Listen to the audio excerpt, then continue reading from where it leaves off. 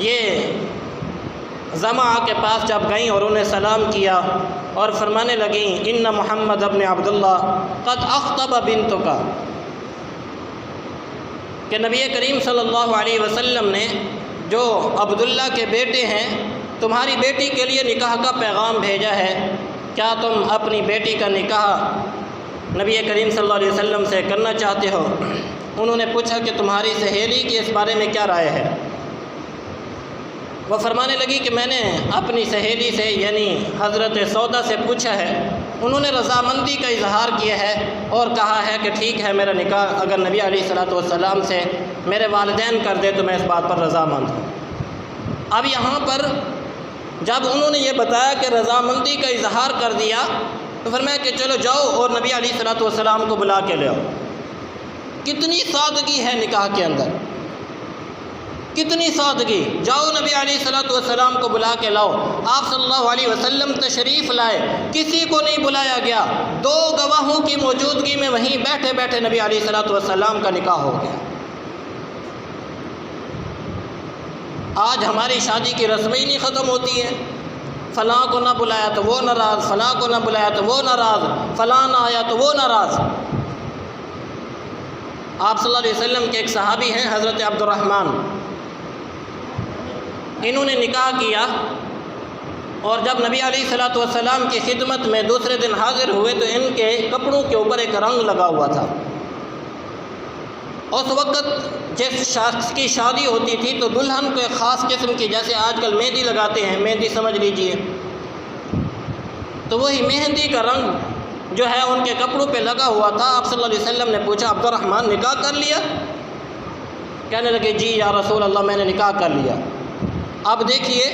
نبی علیہ السلام سے زیادہ پاکیزہ شخصیت، آپ صلی اللہ علیہ وسلم سے زیادہ معزز، مکرم، محترم، اعلیٰ و افضل شخصیت کائنات کے اندر اور کوئی نہیں ہے،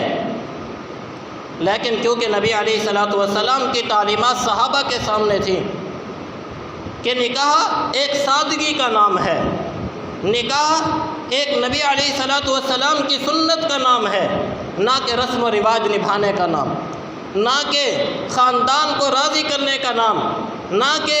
کوئی اور ڈھول ڈھمکے بجانے کا نام۔ نکاح نبی علیہ السلام کی سنت کا نام ہے، جس میں آسانی ہی آسانی ہے، جہاں بھی ہو سکے وہاں پر آسانی سے نکاح کیجیے، اللہ اللہ خیر سے۔ آج ہمارے معاشرے نے اس نکاح کو بہت مشکل بنا دیا، بہت مشکل بنا دیا، جس کی وجہ سے ناراض نہ ہوئیے گا، آج ہمارے گھروں کے اندر بچیاں عمر رسیدہ ہو رہی ہیں، بچے جوان ہو رہے ہیں، لیکن ہمارے اس ماحول نے